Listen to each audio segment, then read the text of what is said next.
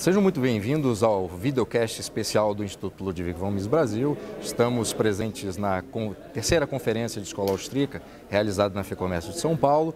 Hoje eu tenho o prazer de receber aqui para fazer uma entrevista PHILLIP BAGUSa, autor desse livro, A Tragédia do Euro, que está sendo lançado pela editora Vídeo Editorial em parceria com o Instituto Mises Brasil. O PHILLIP BAGUSa é mestre em economia pela Universidade de Münster, Alemanha. Recebeu seu PhD sob a supervisão de Huerta de Soto, da Universidade Rei Juan Carlos, em Madrid, onde hoje é professor adjunto. O PHILLIP também é autor do livro, como eu falei, A Tragédia do Euro, e já traduzido inclusive para 7 idiomas, e coautor de Deep Freeze, Iceland's Economic Collapse. Para entrevistar PHILLIP BAGUSa, eu recebo aqui também o presidente do Instituto Ludwig von Mises Brasil, Hélio Beltrão, e o conselheiro do Instituto Ludwig von Mises Brasil, Fernando Urrich. Seja muito bem-vindo, PHILLIP. Muito obrigado por essa entrevista. Thank you very much for your interview.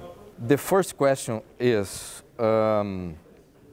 about your speech. Do you think that the creation of a single currency can be considered a socialist act? My historical analysis, a socialist project. Not necessarily so. A single currency could be a gold standard, then it's not a socialist project. Or they could have also said, we have currency competition in Europe, abolish all legal tender laws, and then 2 years afterwards probably everyone would have used the D-Mark and the Bundesbank would have been still in place. But that was not what political elites wanted. They wanted to get rid of the discipline of the Bundesbank, to have their hands on the printing press. So in this case it's a socialist project. Professor Bagus, Professor Huerta de Soto has often said that the euro is good for Spain.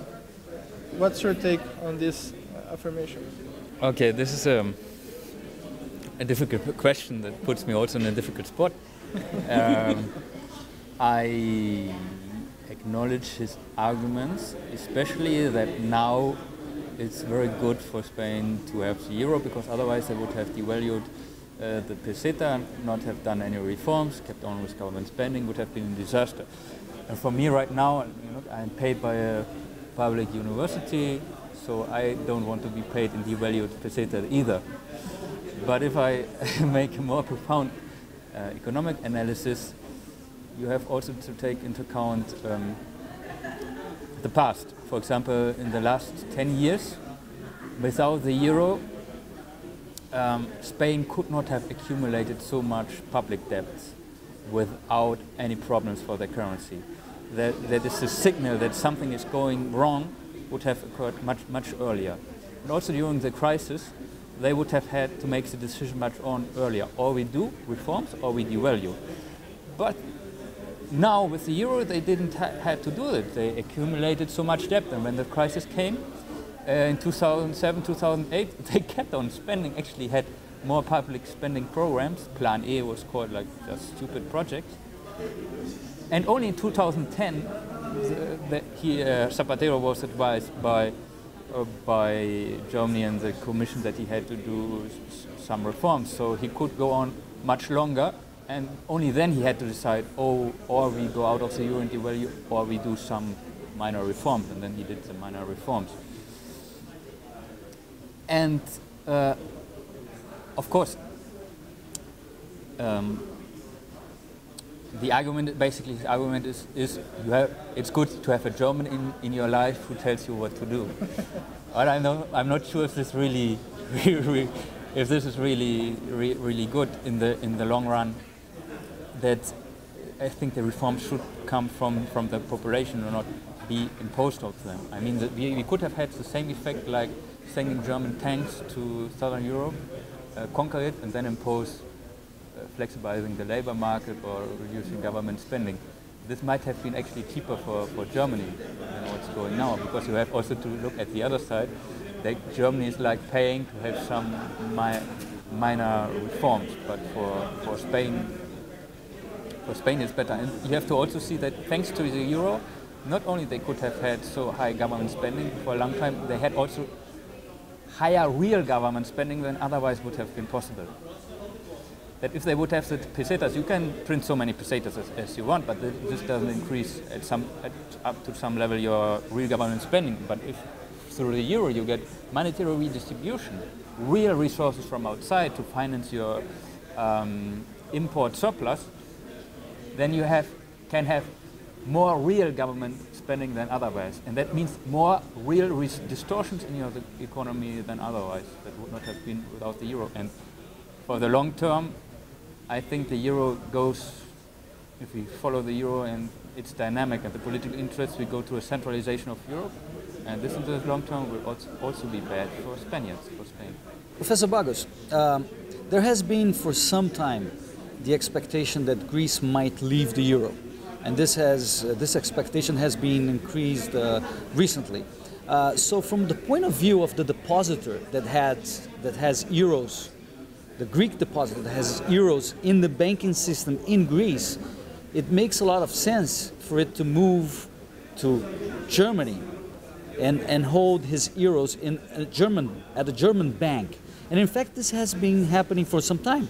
And I heard there's a mechanism in the Eurozone called the Target 3.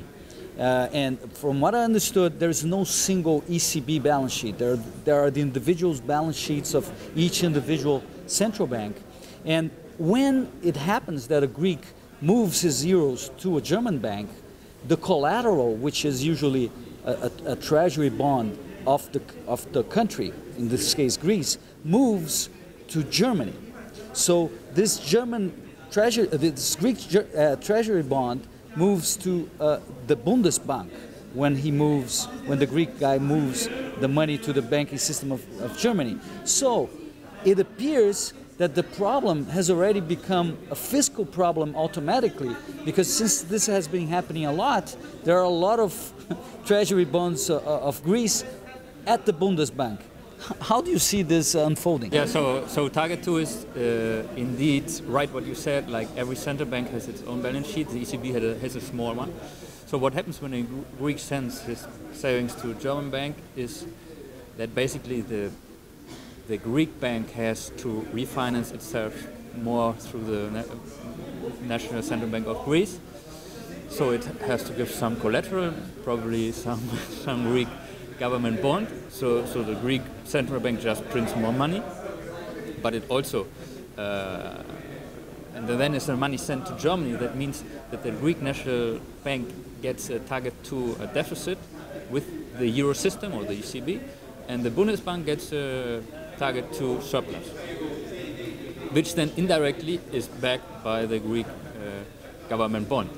Well, if Greek defaults, or the banking system goes bankrupt, and they default on their government debt, then these Target 2 surpluses are backed by bonds from an insolvent government.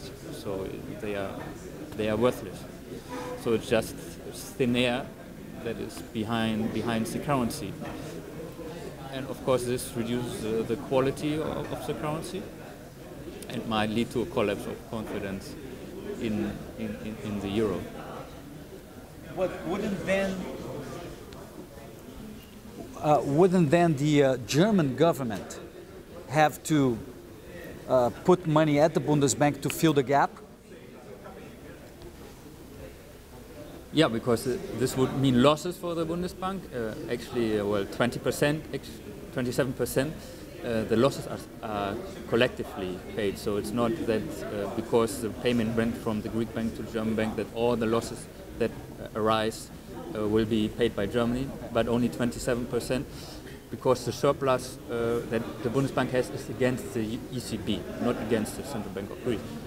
But yes, so they would have been losses, and they would have to recapitalize the Bundesbank to maintain confidence. How would they do that? Either taxes or also inflationary through more money creation. So it's a dilution of the value of the currency in any case. Philip, governments in European unions try to minimize the effects of the crisis, raising taxes and adopt interventionist measures. Again and again, people are smashing by the same solution that created the crisis. What's possible to do to prevent this kind of attacks from governments against society? Well, there's not much that people can do. The problem is that they say austerity is increasing taxes. I mean, you have to distinguish between austerity for the public and the private sector. Increasing taxes is not austerity for the public sector. It's the opposite. It makes bigger the public sector and crushes on the private sector that has less space to breathe. So people often conflate the austerity if it's for the public or the private sector. And unfortunately, many governments, yes, have increased taxes, and then people, what can they do? Yeah, they can throw over the governments. That's, I guess, the only thing they can do. Okay. Thank you very much for coming. Welcome to Brazil, and I hope your book become a bestseller in Brazil. Thank you very much, sir. Thank you.